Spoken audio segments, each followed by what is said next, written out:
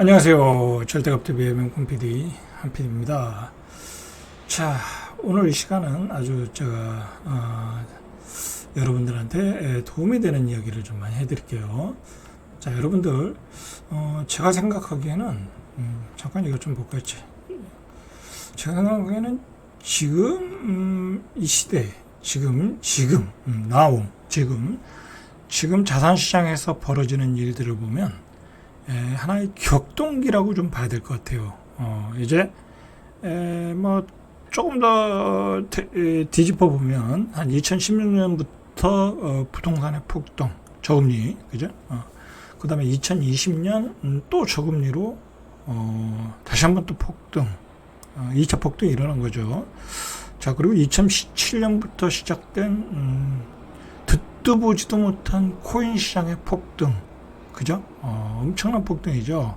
그리고 2020년부터 시작된 나스닥 시장의 폭등, 그렇죠. 뭐 엄청난 폭등을 보여줬잖아요.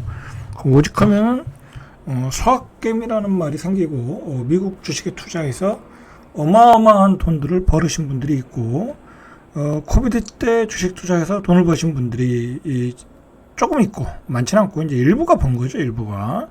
그리고 2016년도부터 부동산 투자해서 어마어마한 재산을 불린 사람들이 많죠. 많아요. 그 갭 투자 잘해가지고 부동산 시장에서 한 적게는 30억, 많게는 한 100억까지 그 이상 번 사람이야. 뭐 의미가 있고 그렇게 번 사람들이 많다. 한마디로 양극화가 벌어진 거죠. 중산층은 조금 더 좀 줄어들고 중산층에서 자산가가 된 사람들이 조금 늘어난 거죠. 어떻게 보면 이제 중산층은 줄어들고 상위 1%는 늘어난 거죠. 상위 1%. 그래서 제가 요즘 조금 이 시대를 보면은 자산의 시장의 격동기다. 저는 그렇게 보고 있어요. 이 격동기라는 건 뭐예요, 결국? 부자가 될 기회가 많다라는 거예요, 여러분들. 부자가 될 기회가 많다. 그죠?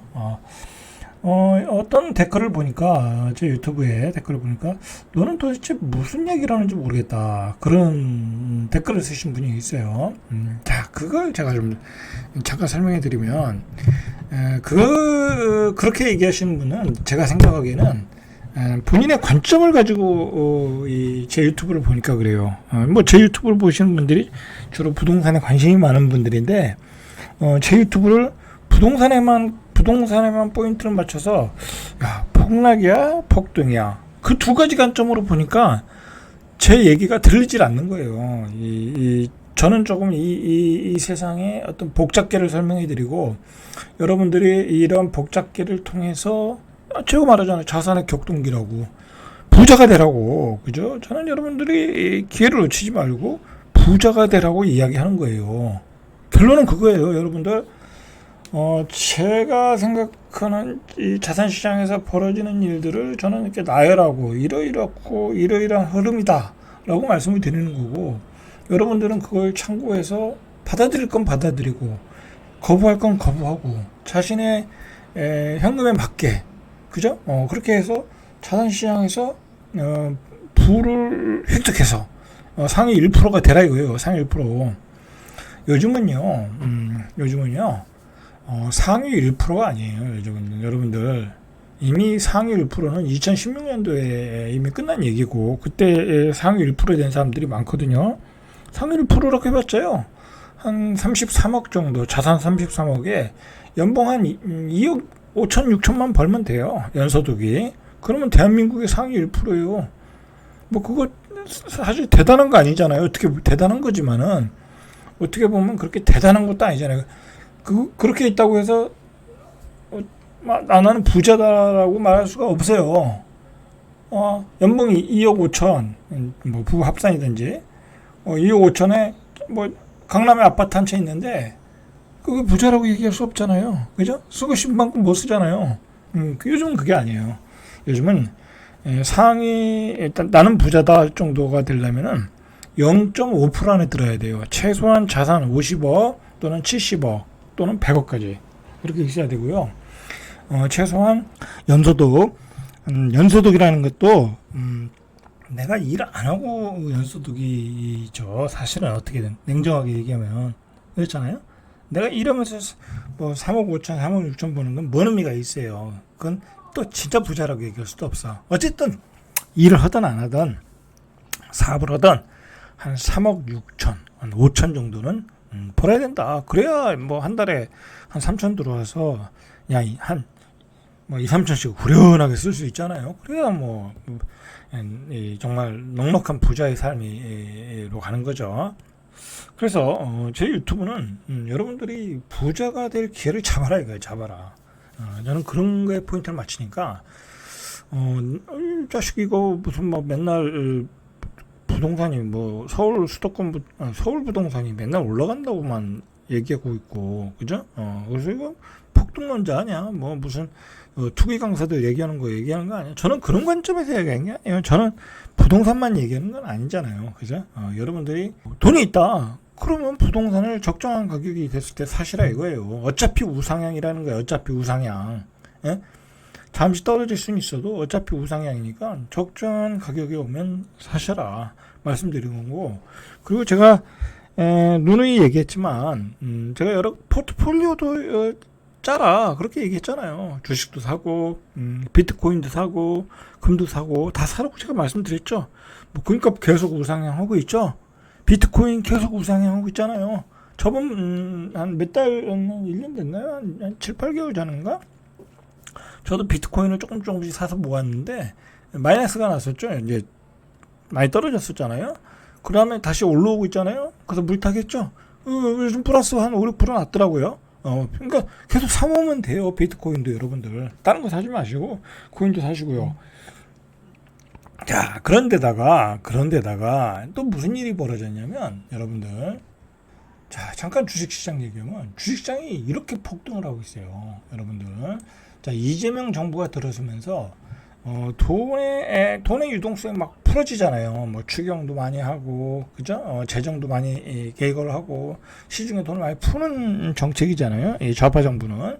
자, 그러다 보니까 돈이 많이 시중에 늘어나면, 그리고 저금리 상태에서 늘어나면 부동산 시장이 폭등할 수밖에 없잖아요. 그래서 그걸 이제 그렇게 가면 안 된다라는 게 이재명 정부의 또 정책이잖아요.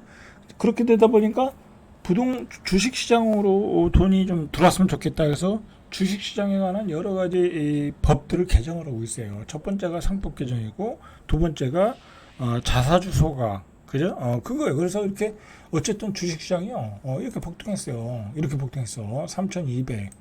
자, 이제 조만간 3,300 가겠죠. 자, 제가 생각하기에는 어쩌면은 이제 뭐 한 3,000에서 2,900. 이제 그게 어떤 저점일지도 몰라. 당분간은, 한 2, 3년간은. 그만큼 우리 주식시장이 굉장히 견조해지고 있어요. 견조해지고 있다. 왜냐면, 그 외국인들이 들어오게끔 여러 가지 외국인 투자자, 어떤 주주를 위한, 주주 환원을 위한 법들로 개정을 하고 있어요. 물론 근본적인 한계는 있어요. 여러 가지. 근본적 한계가 뭐냐면 잠깐 말씀드리면 우리나라 주식시장 문제가 뭐냐면 똑같아요. 서울에 아파트가 계속 많아져. 그러면 아파트 가격이 떨어질 거 아니에요. 아파트가 안 늘어나니까 가격이 올라가는 거잖아요. 우리나라 주식시장 근데 주식이 계속 늘어나는 거야.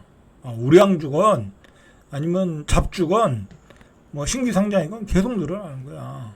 아니 그렇게 되면 그리고 잘 나가다가 갑자기 또 뭐 하나 에어로스페이스처럼 갑자기 유상증자라는데 아니 회사가 돈을 잘 버는데도 그것도 고점에서 유상증자인데 그게 말이 됩니까?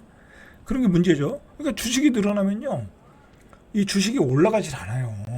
그죠? 올라가질 않아요. 삼성전자가 뭐 실적도 좋고 막 올라가는데 유상증자인데 그러면 안 올라갈 거 아니에요. 근데 삼성전자가 요즘 반등하는 게 뭐예요? 회사 실적이 안 좋으니까 자사주를 사야 되겠다. 안 그러면 공매도 칠 것 같으니까 외국인들이 그래서 사가지고 뭐 소각할지 안 할지 모르지만 이제 소각하도록 법을 바꾸겠다라는 거잖아요. 유통시장에서 주식의 유통시장에서 유통량을 줄이겠다라는 거잖아요. 만약에 정부가 그렇게 계획한 대로 법대로만 된다고 하면 올라갈 수 있어요. 그죠? 자사주를 소각한다고 하면 자사주를 산 거를 다시 시장에다 내놓는 게 아니라 소각을 한다고 하면 이 주식이 희석되는 거잖아요. 이게 희석이 아니죠. 이게 줄어드는 거잖아요. 그러니까 주당 순이익이 올라가는 거잖아요. 그렇게 하면 올라갈 수 있어요. 근데 과연 그렇게 되는 데는 여러 가지 문제점은 아직은 모르는 거죠. 그죠? 아직은 모르는 거니까 너무 희망의 회로를 돌릴 필요는 없다. 그죠? 너무 희망의 회로는 돌릴 필요는 없는데 뭐 사실 이게 이재명 정부의 정책이라는 게 또 언제 어떻게 바뀔지 모르잖아요. 그 다음 정권이 누가 들어올지도 모르는 거고. 어쨌든 그런 상황이다. 그 얘기는 뭐냐면 어쨌든 주식시장에서요. 지금 많은 주식 그동안 저평가됐던 주식들이 급등을 하고 있어요. 급등을 하고 있어. 하이닉스도 마찬가지고 금융주도 마찬가지고 증권주도 마찬가지고 어마어마하게 막 폭등하고 있어요. 2배, 3배 막 오르고 있어 지금. 그렇게 오르고 있어요. 그럼 결국은 뭐예요? 그래서 중요한 거는 뭐냐면 주식시장에서 많이 이 주식이 올라가면 그걸 팔면 현금의 유동성이 커지는 거잖아요. 시중에 유동성이 넘쳐나고 주식 팔고 예를 들어 몇 년 전에 이제 아시는 분들이 이제 그렇게 했더라고요. 이제 펀드에 가입하신 분들이 많거든요. 2021년, 20년 막 그때, 22년 막 그때 장이 좋을 때. 근데 그동안 마이너스 30%였어. 그죠? 30% 40%였어. 펀드에 가입했는데. 근데 지금 주식시장에 올라오니까 펀드에 가입했던 사람들이 지금 한 20% 수익률이 낮다고 그러더라고요. 그럼 그 사람들은 이제 돈을 번 거죠. 그러면 그 돈을 가지고 이제 나오면 되는 거죠. 나와서 집을 사면 되는 거죠. 이제 그나마 그렇게 투자를 하신 분들은 돈을 번 거고 아무것도 안 하신 분들은 돈을 못 번 거죠. 그죠? 못 번 거예요. 어쨌든 시중에 돈들이 넘쳐나는 거야. 그래서 앞으로는 이재명 정부에서는 이 주식시장으로 돈을 다 끌어들이겠다. 그런 식으로 지금 가고 있는 거거든요. 이제 그런 정책이 그런 주식시장에서 이제 버블이 만들어지는 거죠. 버블이든지 아니면 밸류업 하는 건지 어쨌든 그렇게 해서 자산을 늘릴 기회가 있다라는 거야. 근데 중요한 건요. 과연 여러분들이 지금 주식 투자를 해서 펀드에 가입 보면 먹을 수익을 낼지 안 될지는 모르죠. 왜냐하면 그건 펀드가 알아서 하면 되는 거니까. 그거는 이제 그렇게 하면 그나마 다행인데.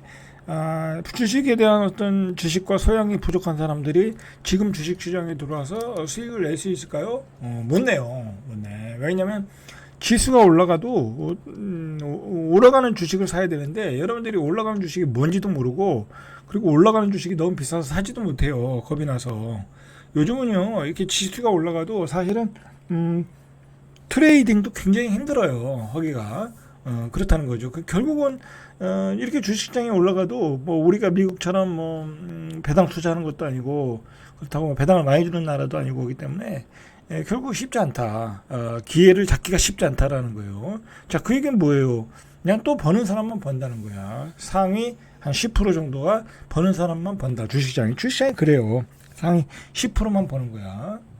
자, 그런 격동기다, 지금이. 자, 한국은행 총재가 뭐라고 그랬냐면 한국 집값은 이미 소비 성장 제약하는 임계 수준이다 라고 아주 정확하게 지적을 했어요. 그래서 한국은행 총재가 집값이 상승이 계속되면 젊은 층이 절망감이 더 큰 피해가 온다. 여러분들 이런 문제의식을 한국은행 총재가 가지고 있고 이창용 총재는